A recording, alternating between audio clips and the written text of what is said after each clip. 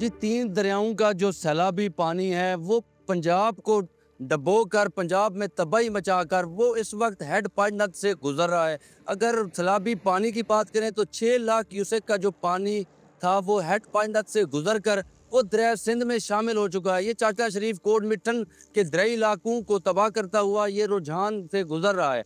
अगर बात करें दरिया सिंध में इस वक्त दरमियाने दर्जे का जो सैलाब है वो इस वक्त जारी है। ये पानी यहाँ से रुझान के दरियाई इलाकों को सैराब करता हुआ डबोता हुआ ये पानी सिंध की तरफ रवां दवा है।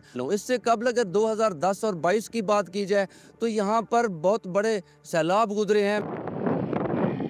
2010 के सैलाब में ये तकरीबन 25 किलोमीटर का एरिया है, दरियाई इलाका है रुझान का, जो रहीम यार खान की सरहद को जाकर टच करता है। इस 25 किलोमीटर के एरिया में ये सैकड़ों ख़ानदान, सैकड़ों बस्तियां यहाँ पर आबाद हैं। ये पूरे दरियाई बेल्ट में जो लोग हैं ये आबाद हैं नस्ल दर नस्ल और साल साल से यहाँ पर बैठे हुए हैं। और इनको मालूम होता है कि जब पानी 7 से 8 लाख या 10 लाख होगा तो तब भी ये लोग यहाँ से मुकम्मल तौर पर इनखला करेंगे, यहाँ से निकल कर ये महफूज मकामात पर मुंतकिल करें। ये सूरत हाल दरिया सिंध की है। अगले जो 24 घंटे हैं, 48 घंटे हैं, वो इंतज़ामिया इंतहाई अहम करार दे रही है कि अगर हेड पाइनट से पानी मज़ीद आता है दरिया रावी से, सतलुज से, चनाब से, तो इसमें क्रिटिकल सिचुएशन मज़ीद हो सकती है।